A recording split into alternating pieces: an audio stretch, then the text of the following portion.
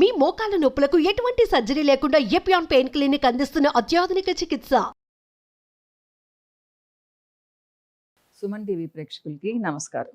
So జుట్టు బాగుంది అంటే చాలా గ్రేట్గా ఫీల్ అవుతాం, ఎవరమైనా అమ్మాయిలు అబ్బాయిలు ఎవరైనా కానీ ఈ రోజుల్లో పెద్ద ప్రాబ్లం వచ్చేసి జుట్టుతోనే. స్కిన్ ఎలాగో అలా మెయింటైన్ చేసుకోవచ్చు, బోల్డని కాస్మెటిక్స్ ఉన్నాయి, కానీ జుట్టును ఏం చేస్తామా, ఏం చేయలేము. దానికి తోడు చాలా పెద్ద ప్రాబ్లం ఏంటి అంటే గ్రే హెయిర్, తెల్ల జుట్టు. ఒకప్పుడు 40 years దాటిన తర్వాత తెల్ల జుట్టు కనిపించేది, 50 yearsలో బాగా కనిపించేది. మాకు కూడా 20sలోనే వచ్చేసింది తెల్ల జుట్టు. మాకు జెనెటిక్స్ నాన్నగారికి ఉండేది, సో మాకు కూడా వచ్చింది. కానీ ఇప్పుడు పిల్లలకు 10 yearsకి 12 yearsకి 15 years కూడా కనిపిస్తుంది. పాపం అంత చిన్న పిల్లలకు వచ్చి ఏం చేయాలి మేడం, డై వాడొచ్చా అని అడుగుతూ ఉంటారు. ఎందుకు అంటే 50-60% కంటే ఎక్కువ తెల్ల జుట్టు ఉంటుంది ఆ పిల్లలకి. అసలు ఫస్ట్ ఎందుకు వస్తుంది, కారణం ఏంటి అంటే మన హెయిర్ ఫాలికల్స్లో మెలనిన్ కంటెంట్ తగ్గిపోవడం వల్ల వస్తుంది. అంటే మెలనోసైట్స్ ఉంటాయి. మెలనోసైట్స్ అనేవి మెలనిన్ని ప్రొడ్యూస్ చేస్తాయి. మన హెయిర్కి కలర్నిచ్చేది మెలనిన్. ఏజ్ గడిచే కొద్దీ ఏంటి అంటే మెలనోసైట్స్ వీక్ అయిపోయేసి ప్రొడ్యూస్ చేయడం తగ్గిస్తాయి. దానివల్ల గ్రే హెయిర్ వస్తుంది. ఇది ఒకప్పటి మాట, కానీ ఇప్పుడు అలా కాదు కదా. చిన్న ఏజ్లోనే మెలనోసైట్స్ దెబ్బతింటున్నాయి, గ్రే హెయిర్ వస్తుంది. ఏంటి రీజన్స్ అంటే స్ట్రెస్, భయంకరమైన స్ట్రెస్. పిల్లల దగ్గర నుంచి మేబీ ఒక 5 years 6 years వరకు ఏమన్నా వాళ్ళు ఫ్రీగా ఉంటారేమో, తర్వాత నుంచి స్కూల్కి కొంచెం ఫస్ట్ క్లాస్ నుంచి వాళ్ళకి ఇంకా కష్టాలు ప్రారంభమయ్యాయి. ఆక్సిడేటివ్ స్ట్రెస్, ఇక దానికి తోడు ఎలక్ట్రోమాగ్నెటిక్ రేడియేషన్. ఎప్పుడు ఒక సిస్టమ్ ముందు కూర్చోవడము, ఒక ఫోన్ ముందు కూర్చోవడము, ఇదన్నమాట ప్రతి ఒక్కళ్ళకి. ఇప్పుడు కరోనా నుంచి క్లాసెస్ కూడా ఆన్లైన్లో ఉన్నాయి, చిన్న పిల్లలు కూడా ముందు కూర్చుంటూ ఉన్నారు. So digital stress. టీనేజ్కి వచ్చారు అంటే 10th ఇంటర్లో వాళ్ళకి భయంకరంగా అకాడమిక్ స్ట్రెస్.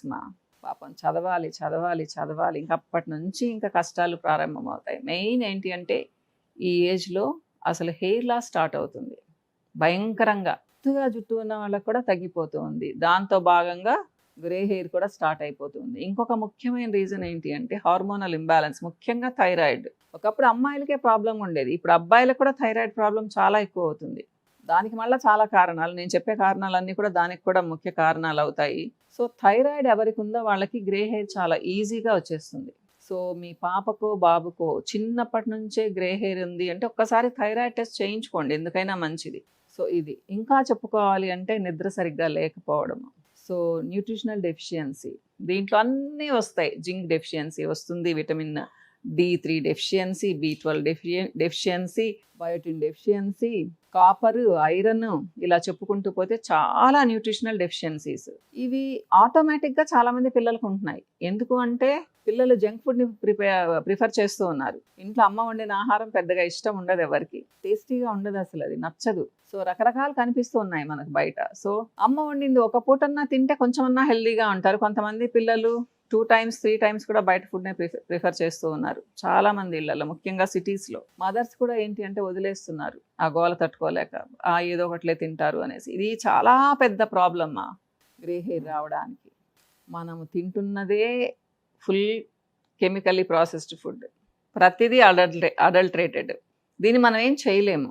కానీ మనం కొంచెం ఓపిక్గా ఒక కూరన్నా పిల్లలకు వండి పెడితే వాళ్ళు అది తిన్నారు అంటే అంతో ఎంతో న్యూట్రి వాల్యూ పెరుగుతుంది వాళ్ళకి.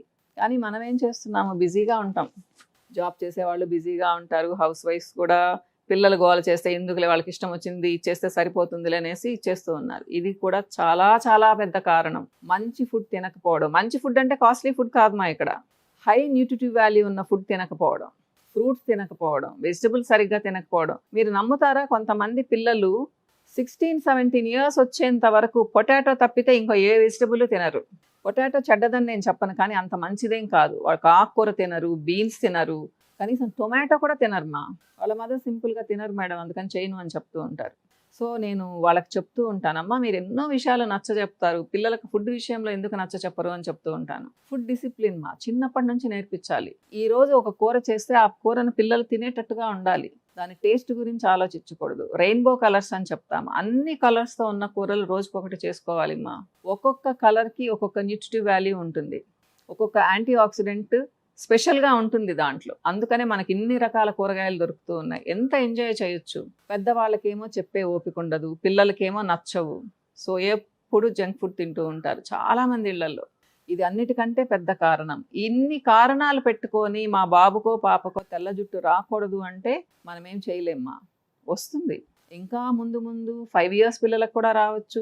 ఒక 30-40 years తర్వాత పుట్టిన పిల్లలకు కూడా గ్రే హెయిర్ రావచ్చు. అప్పుడు అసలు ప్రాబ్లమే లేదు. అందరికీ గ్రే హెయిర్ అయితే ఇంకా నల్ల జుట్టు కావాలనుకునే వాళ్ళు ఎవరు ఉంటారు కదా. సో రాబోయే పరిస్థితుల్లో అంటే కొన్ని సంవత్సరాలలో ఇదే పరిస్థితి ఉంటుంది.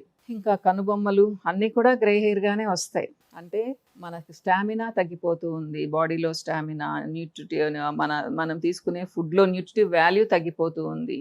రాంగ్ చాయిస్ తీసుకుంటూ ఉన్నాం ఫుడ్ విషయంలో. కావాల్సిన న్యూట్రియంట్స్ అందడం లేదు. ఇది అన్నిటికంటే పెద్ద కారణం.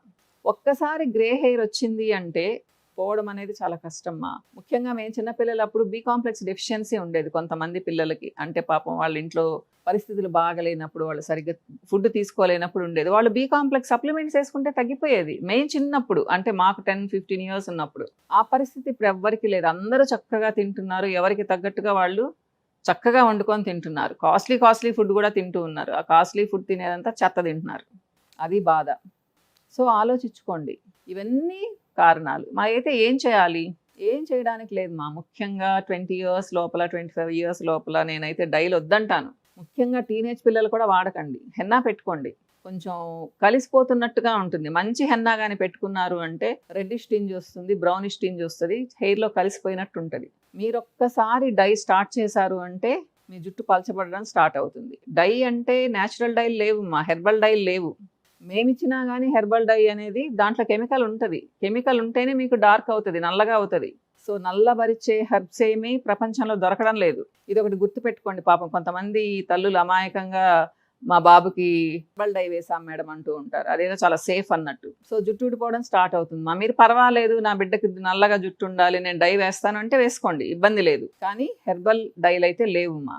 అన్ని కెమికల్ డైసే. వీలైనన్ని రోజులు అలా జరుపుకురండి. లేదు చాలా అసహ్యంగా ఉంది, కానీ మరీ తెల్ల జుట్టు ఏదో బ్రౌన్గా ఉంది, నాకు నచ్చలేదు అనుకున్నప్పుడు మాత్రమే డైకి వెళ్ళండి. కానీ డై వేసిన నెక్స్ట్ మంత్ నుంచి హెయిర్ ఊడడం స్టార్ట్ అవుతుంది. ఇది గుర్తుపెట్టుకోండి మా. సో జుట్టు స్ట్రాంగ్గా ఉందనుకోండి, ఇంకా కొద్ది రోజులు మరీ తెల్ల జుట్టుతో ఉండలేము కదా. డై తప్పితే మార్గం లేదు. నేనైతే 25 years తర్వాత నుంచి వేసుకోమని చెప్తాను. అది మీ చాయిస్ అనుకోండి ఎలాగూ. ఇది మా తెల్ల జుట్టు గురించి. చాలా అపోహలు ఉంటాయి, నేను అవి క్లియర్ చేశానని అనుకుంటున్నాను. మీకు ఇంకా ఏమన్నా డౌట్స్ ఉంటే కామెంట్ సెక్షన్లో పెడితే క్లియర్ చేయడానికి ట్రై చేస్తాను మా. మళ్ళీ కలుస్తాను. నమస్తే.